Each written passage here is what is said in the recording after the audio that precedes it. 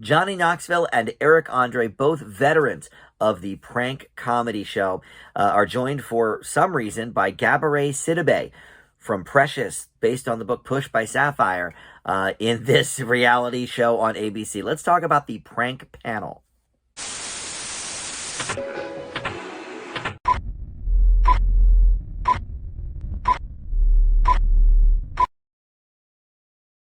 Hey guys, Dan here. This is Dan Reviews It. Welcome to my TV review for the new ABC show, The Prank Panel. This is airing, well, it was on Sundays for a little while, and now I think it's maybe moving to Thursdays, and then one week they had it on both Sunday and Thursday, so I don't know. You'll have to check your listings for that, as they used to say. But if you don't watch TV live, which, you know, most of us do not, I guess, these days, you can catch all the episodes on Hulu as well, and catch up that way. So this is a new prank show hosted by Johnny Knoxville, of course, from Jackass, Eric Andre from The Eric Andre Show, and like I said, for whatever reason, I'm not sure, and watching a couple episodes did not fill me in on why, Gabourey Sidibe is there as well. So before we launch into the specifics of the show, let me welcome you into Dan Reviews It. Thank you for finding this video. We've got a ton of great stuff on the channel here. I post movie and TV reviews just about every day for you, and you can check all of that out. Please consider subscribing down below, too. Of course, that helps the channel out. Would love to have you aboard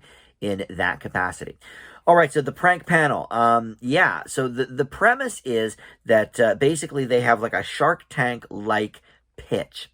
And the three of these people sit here, Knoxville, Andre, and Sidibe, and they're at like this big table, and people come in and pitch them their prank ideas. I want to get my, uncle for this reason, and here's what I want to do to him. Or, my coworkers, such an annoyance, I want to do this. And so then they will decide whether or not the prank is, good enough to do, or, sometimes it's too mean. There's people that come in and they show like basically kind of not snippet, well, I guess sort of snippets, but sort of like a parade of the pitches at the beginning of each episode. No, here's some of the ones we passed up on, and yeah, some of them like want people to go to jail, want people to die, with their pranks. So obviously they're not going to do those, but in some cases, they don't even really have a prank. They come in. One of the ones from the first episode, I think it actually was the first prank. The guy came in and wanted to get his wife for always trying to one-up him or whatever, and so they put on this fake wedding thing for a brother and sister, but the guy had like no idea what kind of prank he wanted to do. He came in with no idea, and then Knoxville kind of came up with the whole thing, because that's what he does, but so then Knoxville goes out, usually with Eric Andre as well, and films it and does all the stuff, the setup. Gabourey Sidibe does what? I don't know. I really, she doesn't go out on the pranks. All she does is kind of complain about how the prank went or whatever. And she's not known for her comedy stylings. Like I just, there's so many other choices you could have gone with. And she even says in the first episode, she like jokes that, she was a diversity hire by ABC because Eric Andre wasn't, black enough or whatever. And okay, but like, she's just not funny, and she just doesn't add anything to the mix here. So I just don't understand why they chose her. When I think of Gabourey Sidibe, Precious is the thing she's most known for. I've seen her in a couple other things over the years, but she's not really known for her hilarity, and she doesn't involve herself in the pranks at all. So I'm not sure what the point of her being there is. But in any event, they have a live studio audience then that they show the videos to from the prank, and then they have the people involved with the prank, come on stage and talk about it and whatever. So this show moves pretty slowly. There are only 2 pranks per episode. That's an hour-long show. And, for people used to watching Jackass, and I haven't watched a ton of that show, but I'm aware of it, obviously. But, you would have, in a half-hour show, you would have, 4, 5, 6 pranks.